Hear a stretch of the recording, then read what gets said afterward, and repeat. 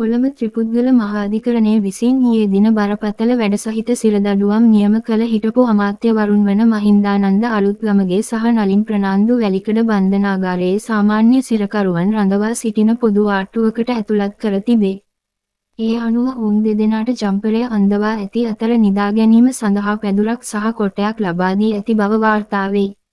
සතුස ආයතනය හරහා ආනයනය කරන ලද කැරම් බෝඩ් 14000ක් සහ දාම් බෝඩ් 11000ක් 2015 ජනාධිපතිවරණ සමයේ නීති විරෝධී ලෙස ක්‍රීඩා සංගම් අතර බෙදා හැරීමෙන් රජයට සිදු වූ රුපියල් මිලියන 53.1ක් පාඩු කිරීමට අදාළව හිටපු අමාත්‍යවරුන් වන මහින්දානන්ද අලුත්ගමගේ සහ නලින් ප්‍රනාන්දුට එරෙහි නඩුවේ තීන්දුව කොළඹ මහාධිකරණය ඊයේ ප්‍රකාශපත් කළේය. ඒ අනුව සිදුවීම වන සමයේ සතොස සභාපතිවරයා ලෙස ක්‍රියා කළ නලින් ප්‍රනාන්දු මහතාට බරපතල වැඩසහිත වසර 25ක සිරදඬුවමක් සහ හිටපු අමාත්‍ය මහින්දානන්ද අලුත්ගමගේ මහතාට බරපතල වැඩසහිත වසර 20ක සිරදඬුවම් නියම කිරීමට ත්‍රිපුද්ගල මහාධිකරණ විනිසුරු මඩුල්ල තීන්දුව කර තිබුණි.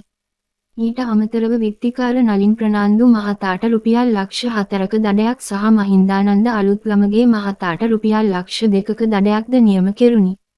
දඩුවම් නියම වූ හිටපු අමාත්‍යවරුන් දෙදෙනයි ඊයේ පස්වරුවේම වැලිකඩ බන්ධනාගාරයට රැගෙන ආවේය. එහිදී හිටපු අමාත්‍යවරුන් දෙදෙනා වෛද්‍ය පරීක්ෂණයකට යොමු කර ඇති අතර ඉන් අනතුරුව සාමාන්‍ය සිරකරුවන් රඳවා සිටින පොදු ආට්ටුවකට යොමු කර ඇත. එසේම අධිකරණය විසින් වරදකරුවන් කරනු ලැබූ සිරකරුවන්ට අන්දවන ජම්පරය ඔවුන් දෙදෙනාටද ඇඳීමට ලබා දී ඇති බව බන්ධනාගාර මාධ්‍ය ප්‍රකාශක ගාමිණී බී.